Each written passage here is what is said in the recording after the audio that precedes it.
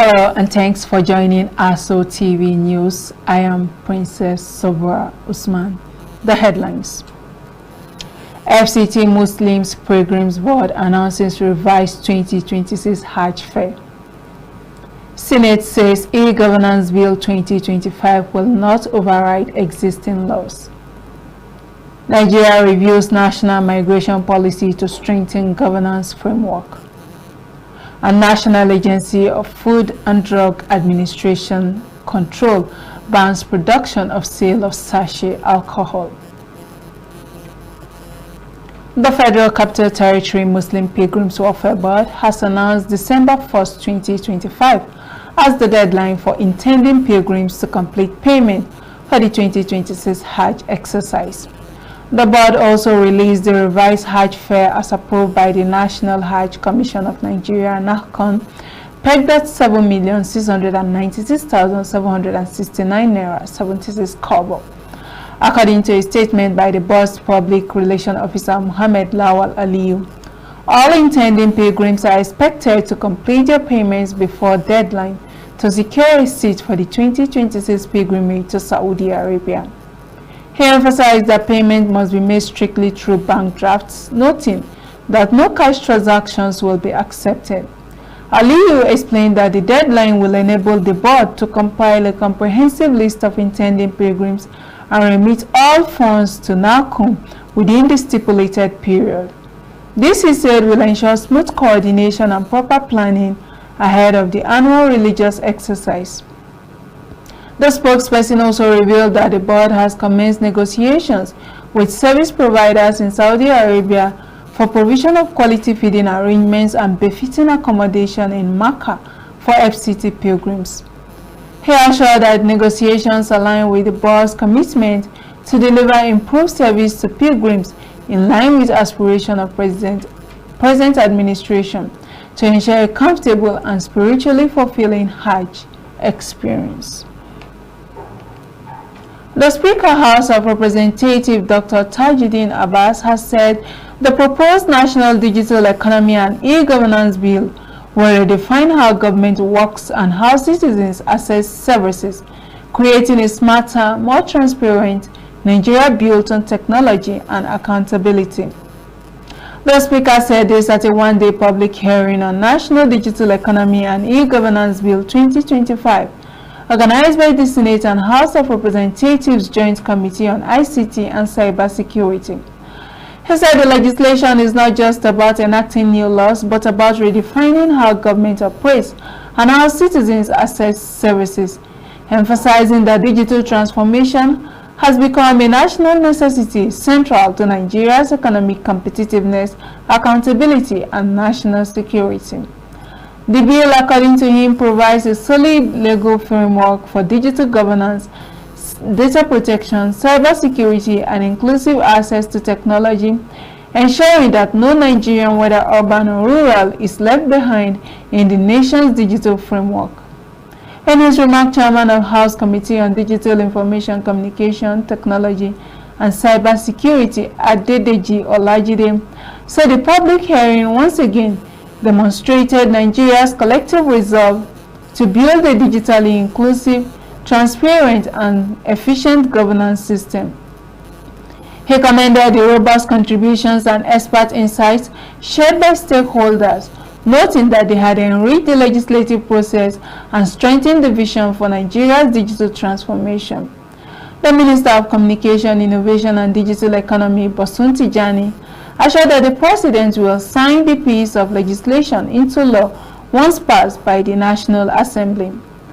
Earlier in his welcome address, Chairman of the Senate Committee on ICT, Senator Shuaib Afolabi Salisu, said the legislation, when passed into law, will be the first in Africa as far as digital economy and e-governance are concerned.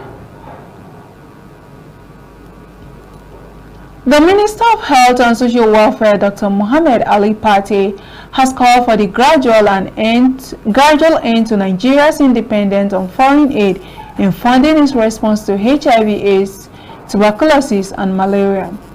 He said the country must take greater responsibility for financing its health priorities as donor funding declines after 2 decades of support. This is as the House of Representatives on Monday commenced its investigation into the utilization of the over $1.8 billion and $2.8 billion grants received by Nigeria from Global Funds and United States Agency for International Development, respectively, between 2021 and 2025 for the fight against HIV and AIDS, tuberculosis, as well as malaria, for strengthening health system. The minister noted that while donor assistance has saved millions of lives through HIV, TB, and malaria interventions, Nigeria's health spending remains below 15% of the Abuja Declaration target, warning that underfunding threatens sustainability. Every information that you would like to receive, I think we have it and will be provided to you. We also are glad that the EFCC and ICPC are here, and we urge them to also dig deeper so that if there are any issues at the system, that we can collectively remedy them so that the domestic finances that we expect from this engagement will also be used properly. Chairman House Committee on Infectious Diseases, Mr. Amobi Godwin Oga, said in his remarks that the probe is essential to determine how the huge grants had been utilized and to ensure accountability in management of funds aimed at tackling infectious diseases ravaging Nigerians. He commended Speaker Abbas and leadership of the House for renaming and expanding the committee's mandate to the House Committee on Infectious Diseases, reflecting a broader focus on public health threats. We are aware that the grants received from international partners and donors agencies before now form 90% of the country's intervention and investment in the response against these diseases. Henceforth, we cannot continue to receive grants and aids that reduces us as mere spectators while the donors' countries spearhead the management and administration of those grants indirectly. The session was declared open by Speaker Abbas Tajuddin through his representative Ibrahim Isiaka, stating that the investigation reflects the Parliament's resolve to ensure transparency in health funding. The Chairman House of Representatives Public Accounts Committee PAC, Mr. Bamidele Salam, has said that the future of Africa depends on the quality of values and visions being instilled in its children today. The PAC chairman said this ahead of the 2025 National Children's Leadership Conference being organized by Children of Africa Leadership and Values Development Initiative, CALDEV, in Abuja. Mr. Salam, represented by Chairman of the Planning Committee for Conference, Dr. Chibuzo Okereke, addressed journalists in Abuja explaining that the event, which is a flagship program of CALDEV, will hold from Monday, November 17 to Friday, November 21st, 2025 in the nation's capital. He announced that Vice President Kashim Shettima and First Lady Oluremi Tinubu, Senate President Godswill Akpabio, Speaker of the House of Representatives Tajuddin Abbas are among the dignitaries expected to grace the conference. The lawmaker said the conference is themed "The Role of Children in Nation Building, Digitally Smart, Socially Responsible," will empower young Africans with leadership skills, digital literacy, and a deep sense of social responsibility. Is to bring together over 400 participants between the ages of 13 and 19 from across the continent for an extraordinary experience of learning, leadership, and community development. The grand finale of the conference will coincide with Universal Children's Day on November 20th, symbolizing CALDEV's commitment to advancing the rights and voices of children as active contributors to nation building. Nigeria is stepping up efforts to improve migration governance with the review of its national migration policy, aimed at ensuring migration contributes to sustainable development and poverty reduction. The policy, which is yet to receive the approval of the Federal Executive Council, was the focus of a multi-stakeholder engagement in Abuja, organized by the Civil Society Network on Migration and Development, with support from International Organization for Migration. Our correspondent Usman Kato Umar reports. The Abuja engagement brought together representatives from government agencies, civil society and international partners to discuss the revised National Migration Policy 2025 and Nigeria's National Implementation Plan for the Global Compact on Migration. Speaking on behalf of the Minister of Humanitarian Affairs and Poverty Alleviation, Funmilayo Adejorin described the revised document as a strategic framework to make migration safer, orderly and beneficial to national development. She said the revision process was inclusive, involving broad consultations across sectors and levels of government. The International Organization for Migration said the review was necessary to reflect global developments and Nigeria's evolving role in international migration governance. IOM's Policy and Program Officer, Ukamaka Anyanechi, explains that the new policy expands migration discourse beyond the federal level to state and communities. As we all know, migration touches directly upon the core mandates of our ministry. We see its impacts daily on the lives of those displaced by conflicts and climate, on families seeking economic opportunities, and on communities hosting migrants. The revised National Migration Policy 2025 represents our country's strategic and forward-looking framework to manage these complex dynamics. What we tried to achieve, working closely with the Nigerian government, led by the Coordinating Agency on Migration, NCFRMI, is to ensure that Nigeria continues to have a policy document that provides governance direction on issues of migration. National Coordinator of the Civil Society Network on Migration and Development, Dr. Emeka Chris Obiezu, said over 300 organizations under the network will drive awareness on the policy once approved, ensuring it reaches the grassroots for effective implementation. It was observed during the review of the last policy that there's not much awareness on that, and that incubed is an effective implementation. And so the goal is that when we handle these issues of setting up a mechanism for dissemination and also strategy for establishing state-level coordination, we will make migration go to the grassroots where the impacts are felt more than ever. And then in a synergy of collaboration, the activities of the grassroots through the state governments will now be able to be mainstreamed into the national, federal level of governance of the migration. Initially, we were supposed to have reviewed it after 5 years, but for reasons beyond our control, we were able to just do that in 2025, and is awaiting FEC approval. Stakeholders agreed that the revised policy, though pending federal approval, represents a crucial step towards a more coordinated and development-focused migration framework for Nigeria. Usman Khatun Umar, ASO Television News. Nasarawa State Governor Engineer Abdullahi Sule has flagged off the harvest of state government-owned 3,300 hectare rice farm located in Jangwa, Agwashi, spanning Awe and Ubi local government areas. During the flag-off, Governor Sule personally invested the harvesting, bagging and weighing processes as off-takers partnering with Nasarawa State Government took possession of the paddy. The initiative, part of the state's broader agricultural value chain program, is expected to enhance local rice production capacity, reduce dependence on imported rice and stabilize market prices for Nigerian consumers amidst rising food costs. Engineer Sule emphasized that the project reflects Nasarawa's growing role as a key player in Nigeria's food production landscape, with ripple effects on job creation, rural development, and private sector partnership in agribusiness. Governor Sule was accompanied by his deputy, Dr. Emmanuel Akabe, the secretary to the state government, commissioners, traditional rulers, and other top government functionaries.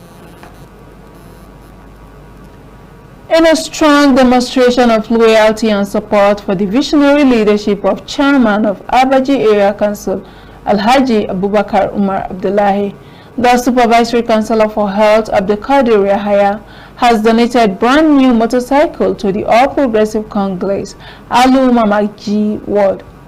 The thoughtful gesture is aimed at enhancing the ongoing AUA campaign activities by easing movement for party members and community mobilizers within the ward. While presenting the motorcycle to the APC Ward Chairman, Shagari Pachiwa, Yahaya reaffirmed his total commitment to the AUA vision of inclusive growth and grassroots development, describing the chairman as a leader whose achievements speak across every ward in Abaji Area Council. In appreciation, Comrade Pachiwa thanked Yahaya for his selfless contribution and assured that the motorcycle will be put to effective use to strengthen the party's campaign machinery and secure AUA's re-election, paving the way for more progress, more projects, and more prosperity for the people of Abaji. Under the leadership of Alhaji Abubakar Umar Abdullahi, unity, empowerment, and development continue to define the new face of Abaji Area Council. You are watching ASO Television News. Remember, you can watch us live on DSTV channel 392, StarTimes TV channel 127, Free TV channel 507. Also on the UHF band, we are on channel 38. And still to come on the news, the National Agency of Food and Drug Administration Control, NAFDAC, bans and sale of sachet alcohol. Stay with us for details of this and more stories after the break. Good evening and welcome to the greatest show on earth. This is a people's game. They will be bubbling about this one for weeks and months to come. Let's go!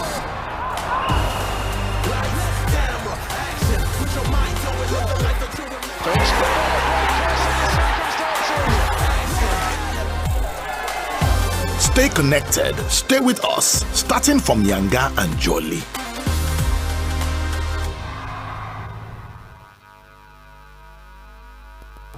Thank you for joining us. Moving on, the National Agency of Food and Drug Administration Control, NAFDAC, has banned the production and sale of alcoholic beverages packaged in sachets and small bottles below 200 ml by December 2025. NAFDAC DG Mojisola Adeyeye gave the directive during a press briefing in Abuja. According to her, the directive follows a resolution by the Senate highlighting concerns over cheap alcohol drinks packaged in sachet being easily accessed by minors and contributing to social problems. Adeyeye noted that the agency had earlier signed a memorandum of understanding with industry stakeholders to a phased ban, with previous deadline pushed from 2023 and now December 2025. She, however, noted that the Senate's resolution is absolute and no further extension will be granted, and urged retailers and manufacturers to comply with the directive. She also explained that the agency will be collaborating with security agencies to ensure the full enforcement of the ban scheduled to begin in January 2026. Talking security, the Nigerian Air Force has neutralized terrorists in Malam Fatori and Shuwaram, Borno states, destroyed bandit enclaves in Garindadi and Chigogo, Kwara State, as well as Zango Hill in the Kankara local government area of Katsina State. According to a statement by the Director of Public Relations Information, Air Commodore Ehimene Ejodame, the coordinated missions executed on 9 November 2025 represented a decisive phase in ongoing joint operations under Operation Hardin Kai and Operation Fasanyama, aimed at degrading terrorists and criminal networks across Nigeria's northern theater. The statement said the success of the precision operations across Borno, Kwara, Katsina, and the wider northwest corridor underscores its renewed tempo, following the directives of the Chief of Air Staff, Air Marshal Sunday Anike. It also stated that each mission reaffirms Air Force resolve to project smarter and intelligence-driven air power to project purposeful lethality against insurgents and criminals while protecting the lives and properties of citizens towards enhancing national security. The Director General National Youth Service Corps, Brigadier General Olakunle Nafiu, has disclosed that the scheme is considering developing new communication strategy plan to enhance its public perception. He made this known during the 2025 Combined IPR Protocol FOI and Media Officers Conference with the team Building Capacity of NYSC Public Relation Officers for Strategic Communications and Reputation Management, organized by the SIM in Abuja. He tasked the scheme's media directors to create a chat room to interact with prospective core members to handle issues bordering on their registration challenges. Our information or communication strategy must focus on perception management, image building or making, and relationship management, essentially. Because we should be able to manage people's expectation and project ourselves the way we ought to be. People should see us for what or who we are, and it's your job to get that done. The Director of Media NYSC, Mr. Emeka Mbemena, addressing journalists, said over the years the training of PROs has served as invaluable avenues for acquisition of up-to-date knowledge on contemporary issues and the practice of public relations and corporate communications. Our PR officer for the whole of the country, they are ready for the training. And you know, as it were, PR officers are the gatekeepers. Reputation management for the institution NYSC. So we're here to chat a new course, which will start during the forthcoming orientation, scheduled for 19th of this month. The two-day workshop team Building Capacity of NYSC Public Relation Officers for Strategic Communications and Reputation Management focuses on communication, innovation, institutional branding, and reputation enhancement.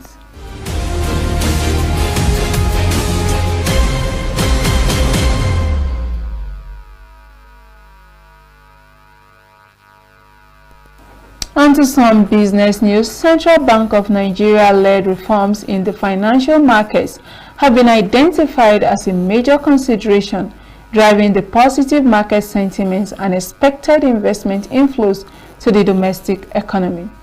The CBN, in a press statement, disclosed that Naira is recording strong gains following last week's exit of Nigeria from the Financial Action Task Force grey list.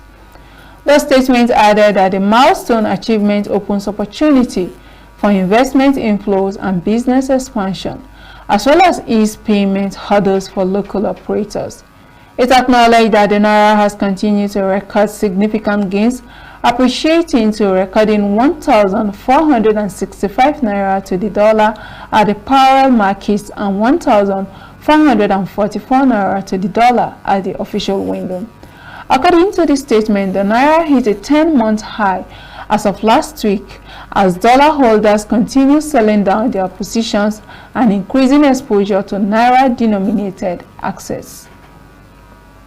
And still on business, National Insurance Commission (NICOM) and the Presidential Committee on Fiscal Policy and Tax Reforms have emphasized the need for adequate transformation of the nation's insurance industry. NICOM, in a press release, disclosed that the Commissioner for Insurance and Chief Executive Officer, National Insurance Commission (NICOM), Mr. Olusegun Ayo Omosehin, and the Chairman, Presidential Committee on Fiscal Policy and Tax Reform, Mr. Taiwo Oyedele, noted that the pivotal move is aimed at reshaping Nigeria's financial landscape. In his opening remarks, the NICOM chief, Mr. Omosehin, emphasized the Commission's commitment to fostering a resilient insurance ecosystem that not only protects citizens and businesses but contributes significantly to national development. Omosehin acknowledged that unlocking the sector's potential required an enabling policy environment tax incentives, and stronger collaboration between fiscal authorities and industry regulators. Responding chairman of the Presidential Policy and Tax Reform, Taiwo Oyedele, commended NACON's reforms-driven leadership and reaffirmed the committee's readiness to work hand-in-hand with the Commission to eliminate structural barriers impeding industry growth. Mr. Oyedele highlighted the importance of simplifying tax regimes, encouraging compliance, and promoting innovation within the insurance sector to attract both local and foreign investors. Both leaders underscored that the partnership between NICOM and the Presidential Committee on Fiscal Policy and Tax Reforms represents a forward-looking approach to governance, one that aligns regulatory efficiency with fiscal responsibility. And that's the news. But before we go, a look at one of our major stories. We told you that the Federal Capital Territory Muslim Pilgrims Welfare Board has announced December 1st, 2025 as the deadline for intending pilgrims to complete payment for the 2026 Hajj exercise. I am Princess Sabra Usman. Many thanks for watching.